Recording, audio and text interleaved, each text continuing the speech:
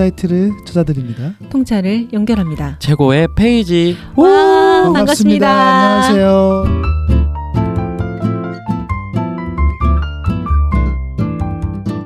책을 쓰고 리더십 강의를 하는 소통과 공감 대표 유경철입니다. 네, 안녕하세요. 기업에서 강의와 코칭을 하고 있는 관계심리 코치 백선영입니다. 네, 안녕하세요. 제조업에서 컨설팅하고 강의하고 있는 이병훈입니다. 만나서 반갑습니다. 반갑습니다. 와, 반갑습니다. 약간 뭐 근황 토크라도 좀 하면서 진행할까요? 그럴까요? 네. 네, 좋아요. 먼저 뭐 어느 분? 유경철 대표님 먼저. 저요? 네. 저는 최근에 책을 냈잖아요. 책 제목 다시 한번 이야기해 볼까요? HBR 리더십 인사이트. 와. 하버드 비즈니스 리뷰의 어떤 그 석학들의 지혜를 다룬 리더십 에센스죠. 네. 그래서 책을 내서 요걸 열심히 홍보하고 있고요. 네. 또 그 다음에 책이 또 나오고 있다면서요? 아, 네, 그거는 뭐, 네. 뭐 3월 정도 나올 것 같고요. 네. 네. 그다음에 대단하십니다. 뭐 요즘은 저는 근황을 보면 제가 올 초에 말씀드린 것 같은데 좀 가치관이 약간 뭔가요? 신념의 변화가 있었는데 삶에 대해서 궁금하다. 고민을 이거. 되게 많이 했어요. 그래서 일단은 이제 1, 2월 달에 우리가 뭐 주기가 있는데 물론 이제 뭐 1년 내내 바쁘신 분도 계시고 뭐 그렇지만 일단은 뭐 1, 2월 뭐 7, 8월 이때가 약간 조금 그래도 저희 업 자체가 좀 일이 좀 덜한 편인데 올해 제가 좀 그랬던 것 같아요. 올해. 그래서 그때 여유가 좀 있어서 생각을 좀 많이 하는 시간이었는데 저는 그 시간에 뭐 했냐면 뭐 이런 책 쓰는 작업도 했지만 여행도 좀 많이 다녔어요. 여행 많이 다니고 돌아다녔어요. 사실은 뭐 오픈하지 못하는 내용이죠. 왜냐면 뭐 제가 돌아다닌 거 다 일일이 SNS에 올리진 않으니까. 근데 이제 많이 돌아다니면서 여행도 다니고. 약간 만물상을 하세요. 돌아다니면서 좀 팔면서. 그래서 어떤 생각을 했냐면요. 앞으로 올해는 제가 계획을 되게 많이 했어요. 뭐 미리 말씀드릴까요? 뭐 있어요? 3월에 홍콩, 그다음에 5월에 야, 지난번에 홍콩 같이 가자 그러지 세부, 그다음에 야. 6월에 일본. 그러니까 일단 해외 여행도 좀 잡아놓고요. 그다음에 네. 국내 여행도 많이 잡아놨어요. 그래서 좀 좀 강의 이렇게 없는 시즌 주말 껴서 좀 아니면 뭐 좀 빼가지고 미리 세팅을 해놨고 좀 많이 다니면서 맞아요. 여행이라는 게 뭐 사실은 뭐 가서 뭐 이런 다른 게 아니고 그냥 많이 보고 생각하고 그냥 먹고 그냥 쉬고 그런 것들을 하다 보니 뭔가 거기도 인사이트가 있는 것 같아요. 그러니까 일하고 뭐 책 쓰고 공부하고 이거 별도로 뭐 어떻게 보면 연계될 수도 있는데 거기도 인사이트가 있는 것 같아요. 그래서 되게 좋았어서 올해는 그걸 한번 해보자. 그래서 하여튼간 중요한 건 그냥 내가 하고 싶은 대로 하자. 살고 싶은 대로 살자. 이런 어떤 옛날의 어떤 모토를 실행하자. 그게 이제 올해 어떤 아직 초창기니까 그런 마음을 갖고 살고 싶습니다. 네. 이병훈 소장님은 요즘 어떻게 지내세요? 아, 네. 올해는 제가 사실 러닝을 시작했어요. 달리기를. 와. 정말입니다. 그래서 계속 살 빠졌어요?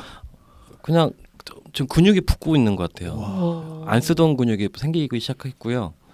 좀 속도가 조금씩 빨라지고 있는 게 느껴져가지고 그래서 그게 지금 최근에 가장 큰 좀 좋은 변화인 것 같고요.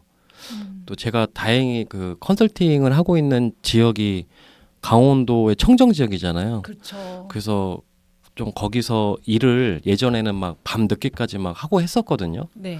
근데 그거를 좀 물리적인 양을 좀 줄이고 좀 숙소 쪽에를 활용해서 달리기를 좀 하루에 1시간이라도 만약 가게 되면 그렇게 좀 하고 있어요. 그래서 그게 되게 요즘 되게 기분을 좋게 만드는 취미인 것 같아요. 와, 정말 잘 시작했다. 그거는 네네네. 정말 좋은 거예요. 러닝. 와. 저는 걷기를 하거든요. 러닝은 좀 싫어하기도 하지만 또 약간 무릎 뭐 네, 아직 나이가 있잖아요. 아니에요. 근데요. 네. 저도 그렇게 생각을 했거든요.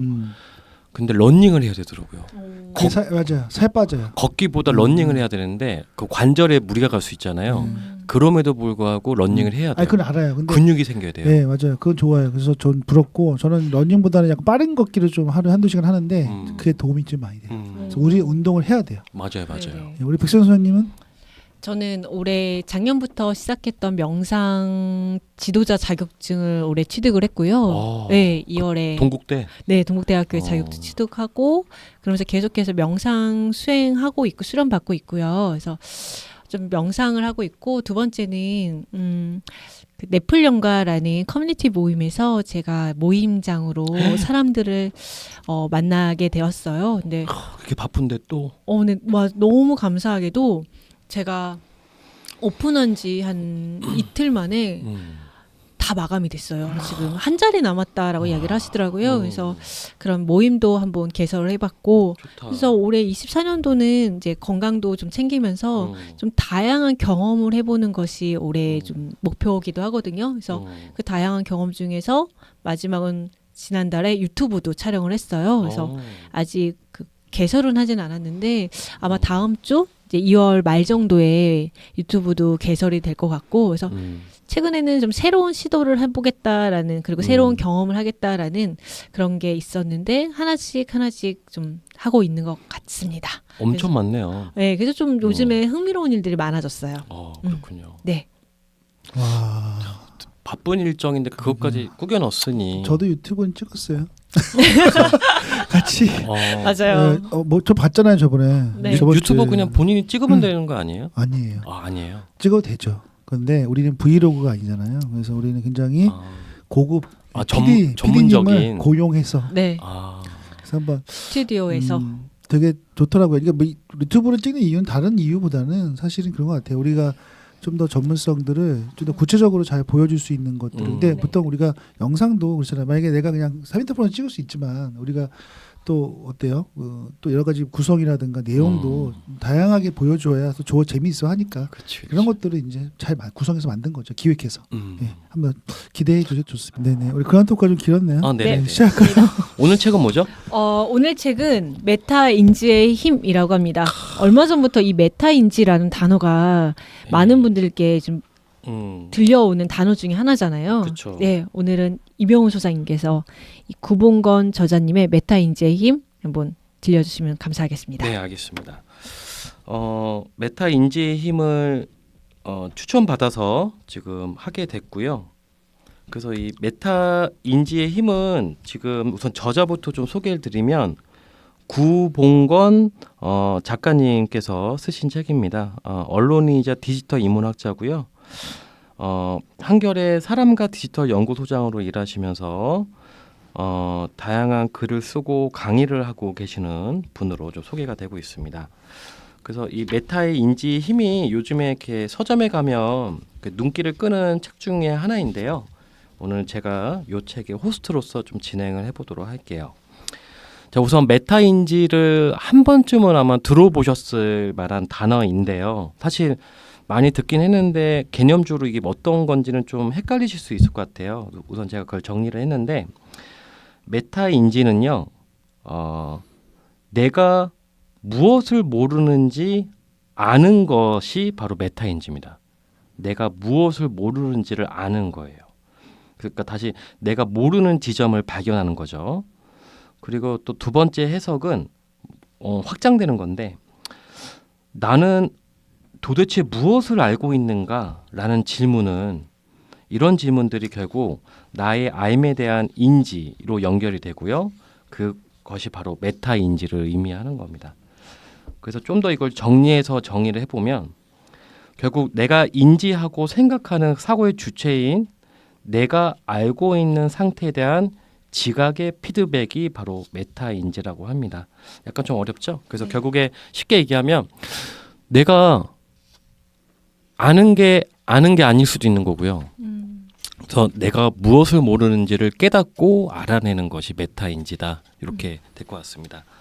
그래서 요 책을 이제 좀 워낙 또 거의 한 300페이지 정도 되는 책인데 제가 조금 괜찮다 싶은 부분들 중심으로 한번 제가 읽어드리면서 이야기를 좀 발전시켜 보도록 할게요. 괜찮으실까요? 네, 좋습니다. 준비되셨나요? 먼저 한번 정리해 주시면 네네네. 저희가 또 질문 드리고 같이 그럼요. 얘기하시죠. 자, 한번 읽어드리겠습니다. 네.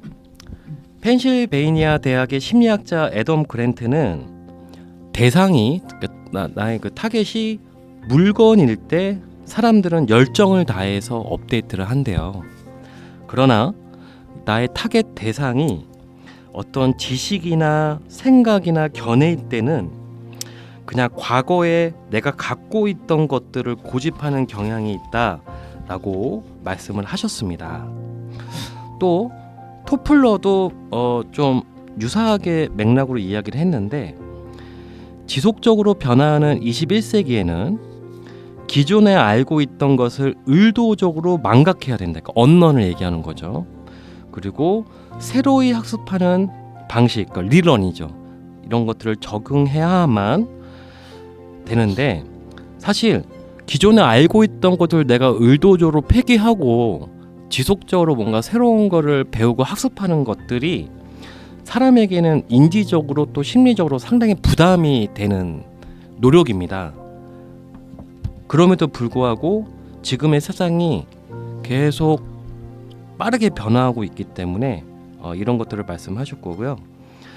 많은 사람들이 계속 이런 상황 때문에 힘들잖아요. 부담스럽잖아요. 그래서 변화하는 지식과 사회 환경을 외면하고 과거에 본인이 겪었던 경험과 지식에 머무르게 된다는 겁니다. 그리고 또 지식 정보 사회에서 반면에 지식 정보 사회에서는 이런 개인들이 결국 어떻게 보면 인지적 구두쇠 성향이잖아요. 네. 왜냐면 에너지를 써야 되잖아요. 그죠?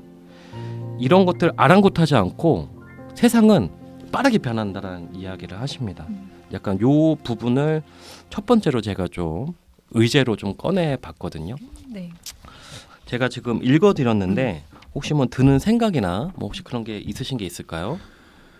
네, 저도 뭐 이 책을 읽으면서 느낀 게 우리 메타인지라는 것들 굉장히 많이 쓰잖아요. 사실은 네. 뭐 초등학교, 중학교 이런 교육에서도 많이 쓰고 심리학에서 쓰고 요즘에는 교육, 우리 기업 교육, 성인 교육도 많이 쓰거든요. 저도 이제 메타인지 리더십 얘기 되게 많이 하는데 나를 객관적으로 보는 힘이잖아요, 그렇죠?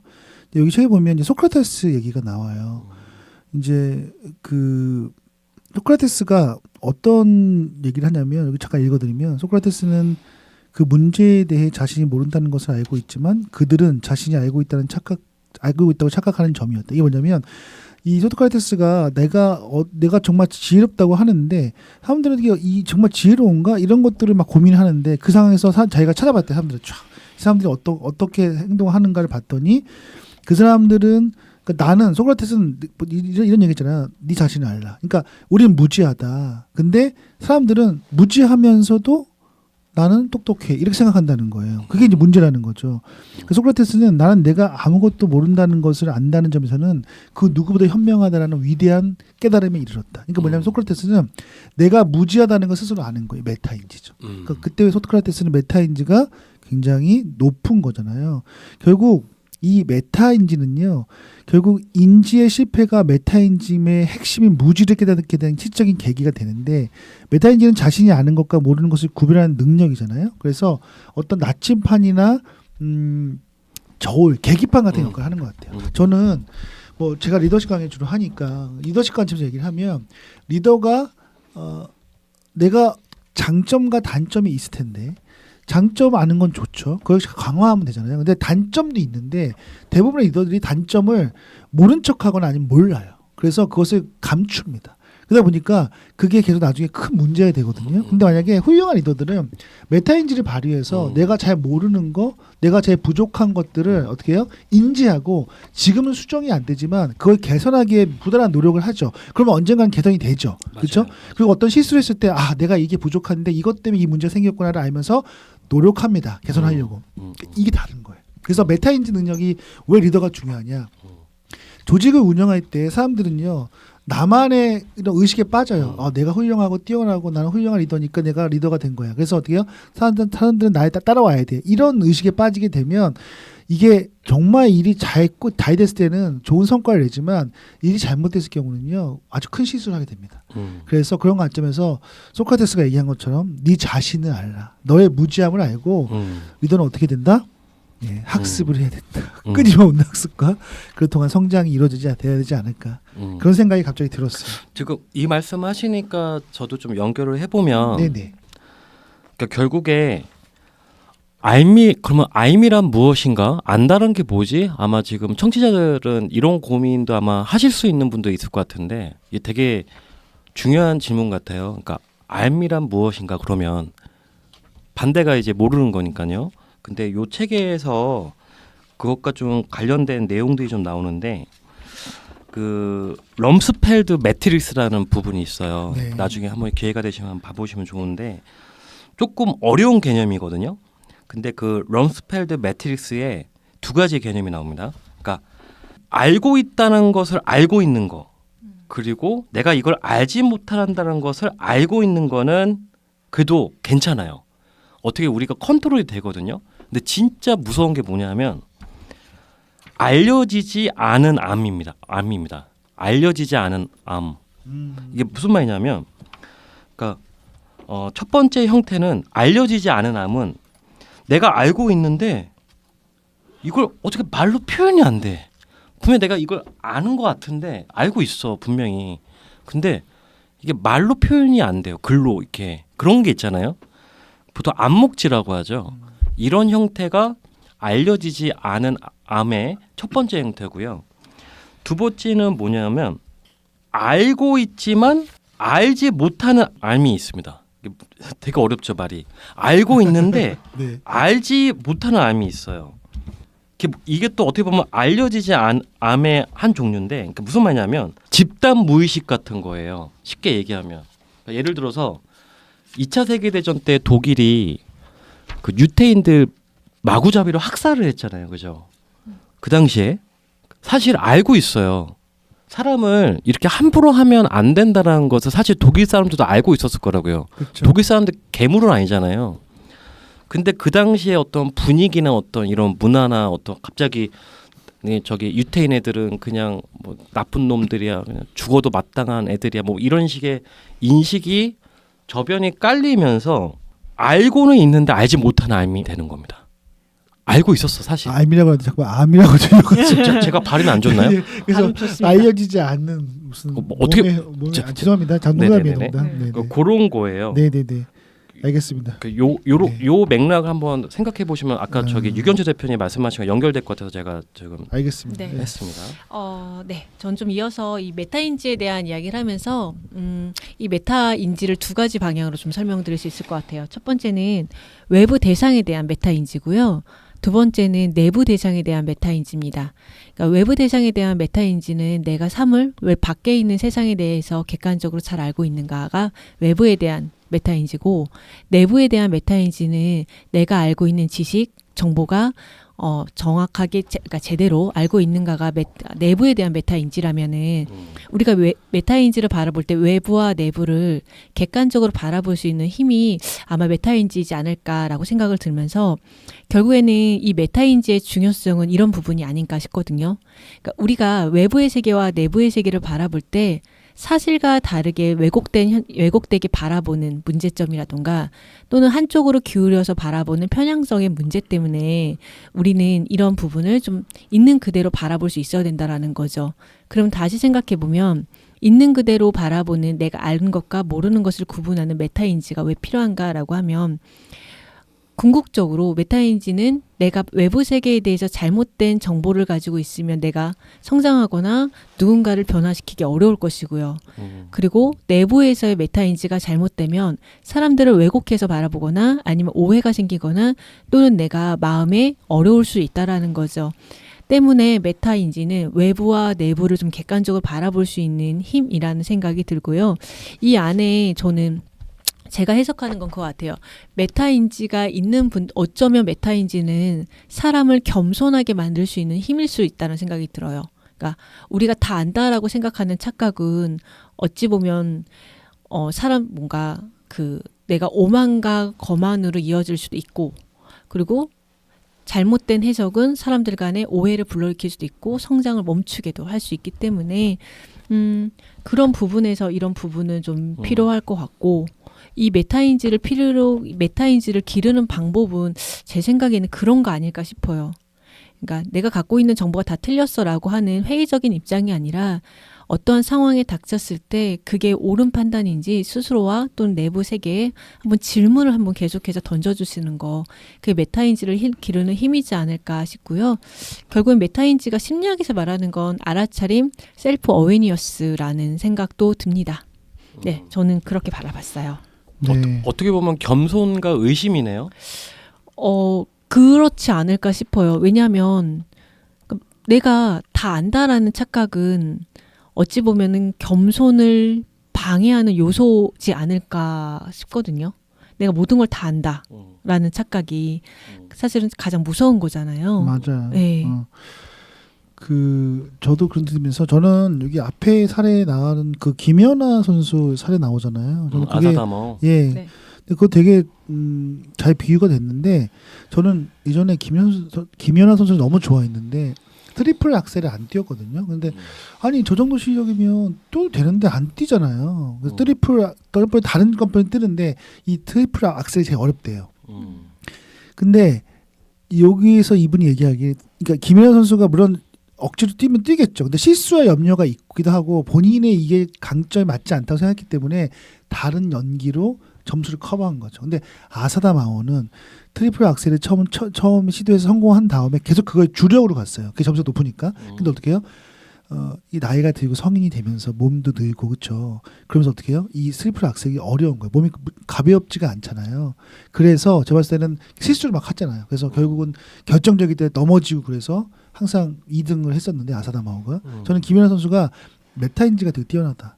결국 본인이 뭘 잘하고 못하는 걸 알고 나는 예술적인 어떤 이런 뭐 동작 아니면 다른 점프를 완벽하게 하고 그러니까 이런 것들을 잘 구성해서 정말 최고의 선수가 된 거잖아요. 그러니까 정말 똑똑한 거죠. 그러니까 본인을 객관화할 수 있는 능력이 아주 뛰어났던 이런 것들이 중요한 것 같아요. 그래서 사람들도 완벽할 수가 없기 때문에 뭐 저도 제가 잘하는 게 못하는 게 있는데 그 못하는 단점들을 너무 어떻게 해요? 제대로 알고 있다면 만약 내가 실수했거나 그랬을 때 뭐 사과하면 되고 아니면 그걸 개선하거나 아니면 그걸 안 하게 하거나 이렇게 할 수 있는데 그걸 모르면 계속 그냥 그걸 할 거 아니에요. 상대방은 계속 뭔가 말하면 저도 말 못하는 사람이 있으면 계속 스트레스 받고 화날 테고 그렇게 되면 굉장히 관계도 안 좋아질 테고 여러 가지 이 메타인지는 그래서 사람의 어떤 관계에서 되게 중요한 것 같아요.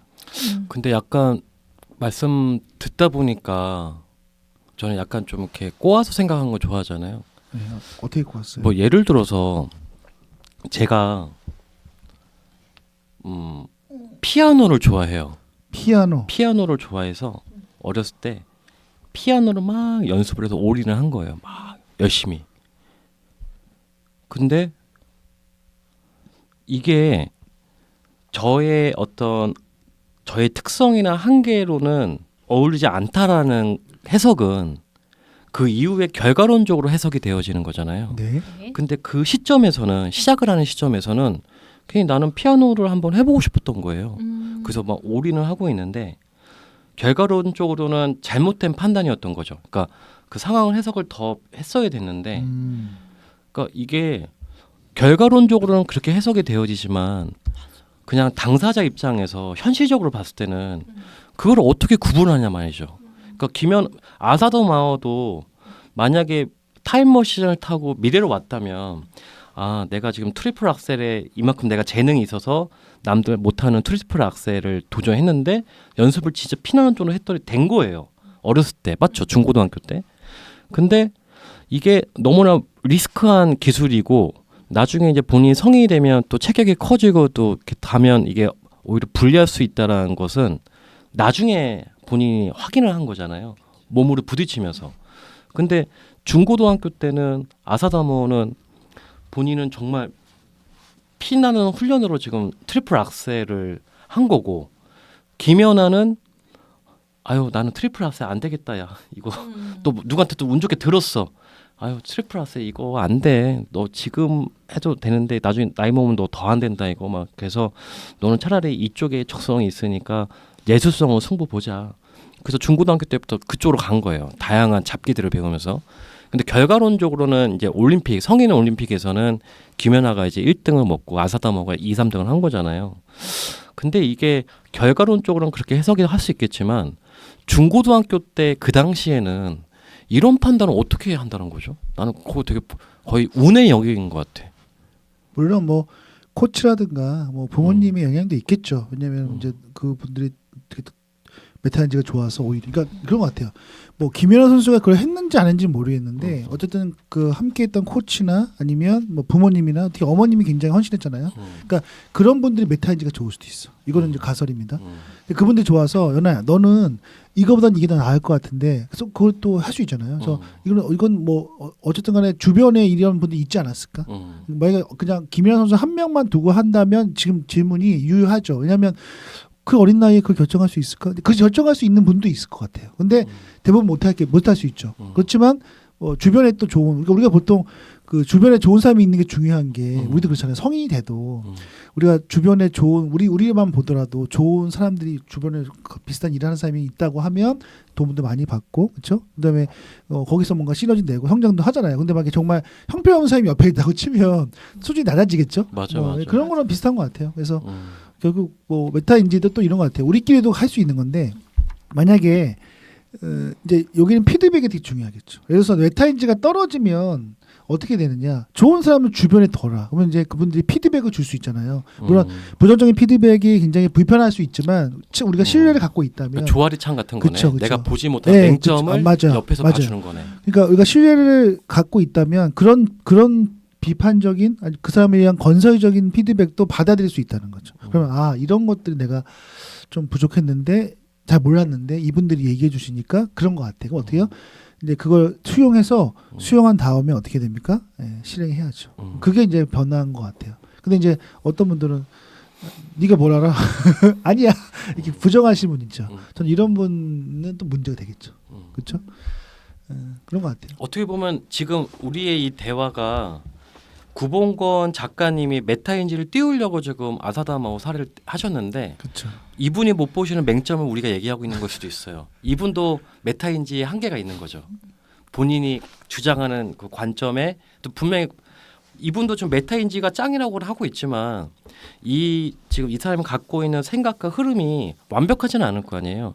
세상사의 어떤 그러면 완벽한 건 없죠. 이분이 못 보는 걸 좀 방금 저희가 본 거거든요. 어떻게 그렇죠. 보면 네. 그러니까 이런 식으로 하는 것 같아요. 좋습니다. 네. 혹시 네. 또 그러면 또 한번 아까 저기 배서연 대표님 하셨던 말씀 중에 하나 생각난 게 있는데 연결 좀 시켜볼게요. 아까 메타인지를 말씀하시면서 메타인지를 두 가지 관점으로 해석을 하셨거든요.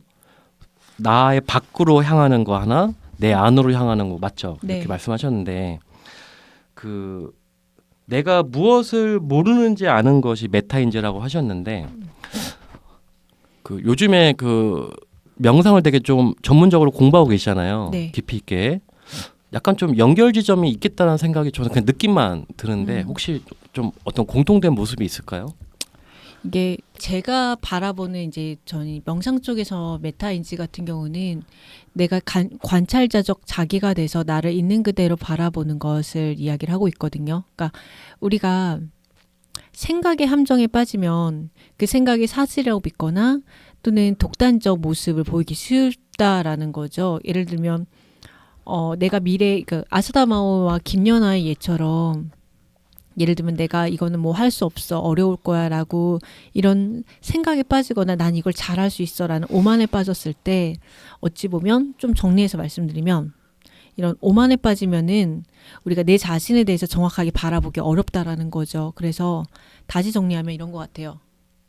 어떠한 생각이 들어왔을 때 그 생각에 대해서 내가 어떠한 생각을 하고 있는지 한번 종이에 적어보거나 뭔가 정리해보고 그리고 정리한 내용을 통해서 내가 지금 이게 맞게 생각하고 있는 건지 아니면은 이 안에서 내가 무엇을 조금 바르게 생각해야 되거나 아니면 개선해야 되는지 한번 바라보는 게 명상 쪽에서는 알아차림이라고 말하고 메타인지라고도 말을 하거든요. 메타인지라는 표현을 써요. 아니요. 메타인지라는 표현을 쓰진 않고 명상에서는 알아차림이라는 단어를 쓰고 있어요. 알아차림. 예, 뭐 어웨니어스 어떻게 다를까요? 좀 구분을 해보자면 알아차림은 있는 내가 우선 그대로 글자가 다르지 않아요? 네.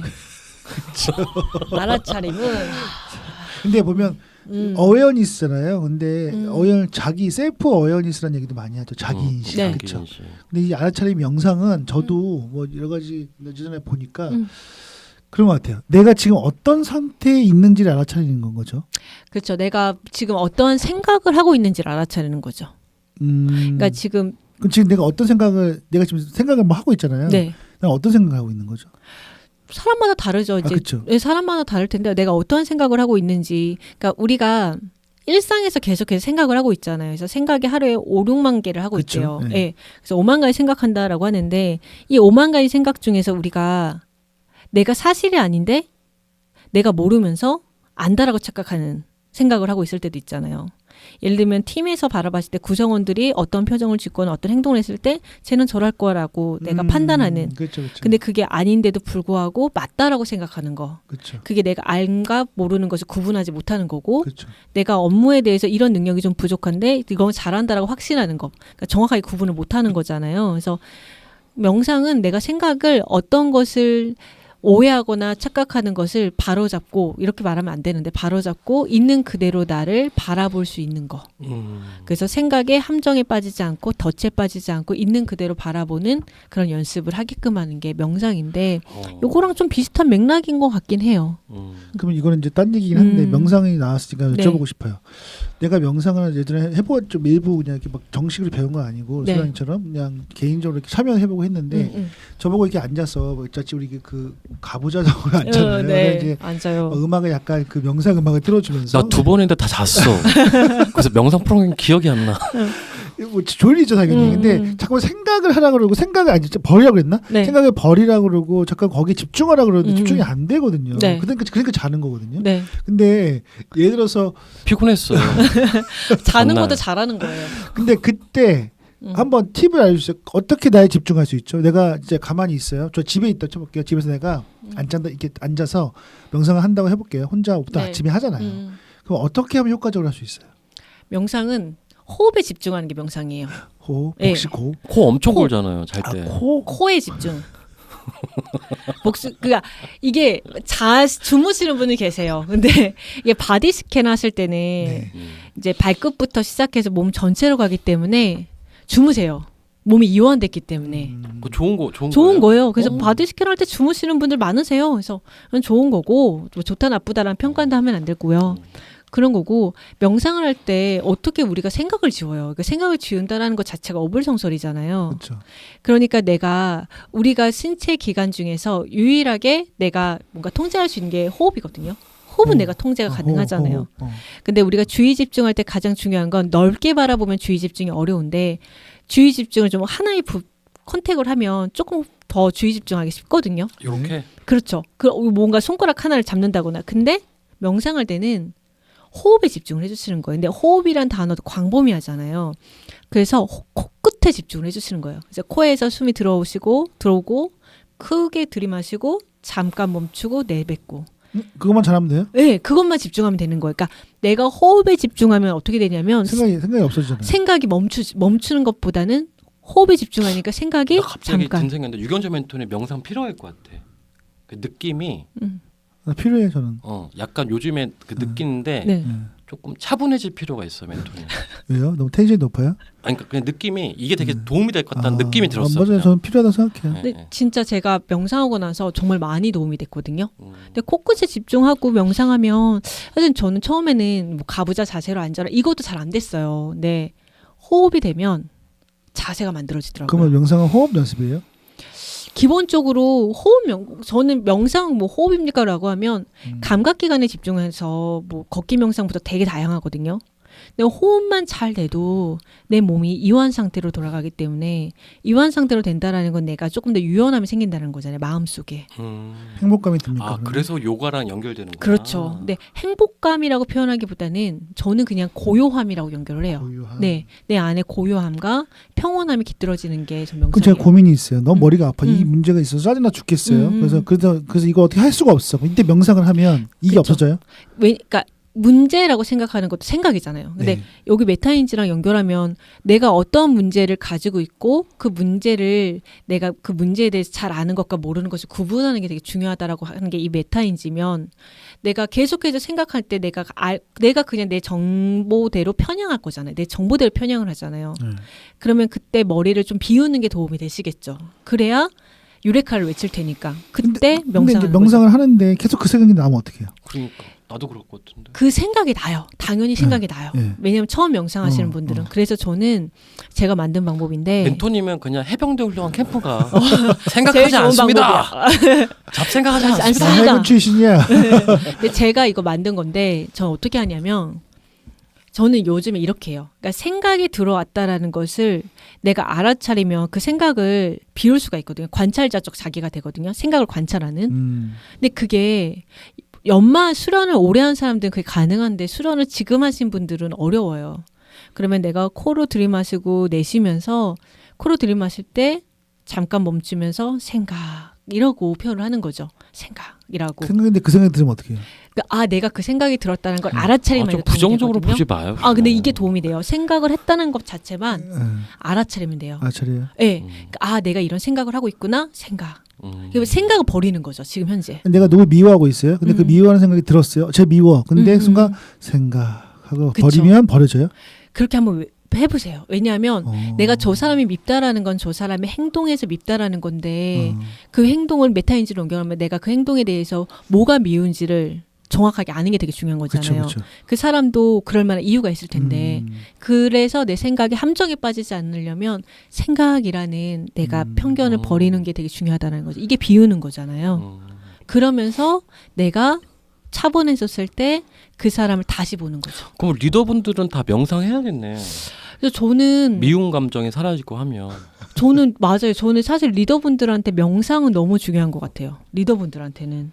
근데 최근에 제가 그냥 저기 CEO들 만났었는데 네. 모 중소기업 대표님이 네. 명상에 완전 꽂히신 분이 유명한 일하거든요. 네네. 그래서 그 회사 건물 지하 1층에 명상 센터를 만드셨는데 그리고 나서 1년 뒤에 부도 났대요. 팀장들 반발하고 반전이네. 팀장들 반발하고 대표이사가 명상에 미쳐버려가지고 명상 안 좋은 거예요? 모르겠어. 역효과. 역효과. 명상을 억지로 한 거지. 끌려서 지들이 원해서 해야 되는데 대표이사 혼자 미쳐가지고 팀장들 억지로 일로 느낀 거야 명상을. 아니 그거는 하는 척만 한 거지. 사이비 종교 같은 느낌. 명상 이거 싫어야 이거. 야, 명상 강요하면 안 돼요. 명상도 좋아하는 사람이 좋아하지. 맞아. 끌려오는 사람이 하는 거 효과 별로 없죠. 없죠. 솔직히. 근데 만약에 정말 막 텐션 높고 막 굉장히 외향적이고 몸도 가만히 못 있는 사람도 잘 할 수 있어요? 유경철 멘토님? 근데 이 명상이 실질적으로 어떤 분들한테 도움이 되냐면 텐션 높으신 분들. 오. 실질적으로 우울과 불안과 아니면 심리적 도식을 갖고 있는 분들. 그러니까, 뭐 심리적 도식이 뭐야? 그러니까 내가 생각의 결함을 가지고 있는 분들. 야 근데 되게 너라 죄송합니다. 되게 언어가 고급스러워졌네요. 심리학. 심리학 좀. 근데 이런 분들이 사실은 그러니까 흔히 말하는 ADHD라던가 주의력 결핍장애라던가 아니면 텐션이 높다거나 이런 분들이 명상을 하면 진짜 도움이 많이 되시죠. 논문으로도 많이 나와 있고요. 돈 안 내고 배울 수 있어요? 제가 명상 과정 하나 오픈할까 봐요. 백선영 대표랑 나중에 우리 오픈하시면 워크숍 갔을 때 저희는, 한번 저희는 우리 마루스타로 한번 해봐. 통하나. 오픈하세요. 저희가 프리 저희는 우리는 공짜로 한번 해줘봐. 그럴까요? 네. 그냥 대충 잠깐 방에 가서 이불 깔고 하면 되잖아. 방석 깔고 해야 돼요. 아 그래요? 네, 방석 깔고 해야 돼요. 하다가 막 웃고 그러는 거 아니에요? 우리 막 서로 웃겨가지고. 진지하게 하기. 근데 제가 프로그램 계속 만들었어요 벌써. 그거 진짜요? 우리 네. 마루타로 한번 써봐. 심리적 도식 프로그램을 해서 만들었습니다. 한번 해보자. 해봅시다. 그래. 네, 진단지도 있습니다. 좋네요. 진짜? 네, 도식 진단지도 갖고 다음에 있습니다. 한번 해보는 걸로. 약속. 좋습니다. 자, 메타인지 네, 계속 여기까지 가도록 할까요? 하겠습니다. 메타인지 너무 시간이 길어져가지고. 네, 여기까지 할까요? 네. 네, 좋습니다. 네. 인사이트를 찾아드립니다. 통찰을 연결합니다. 최고의 페이지 감사합니다. 감사합니다. 안녕히 계세요.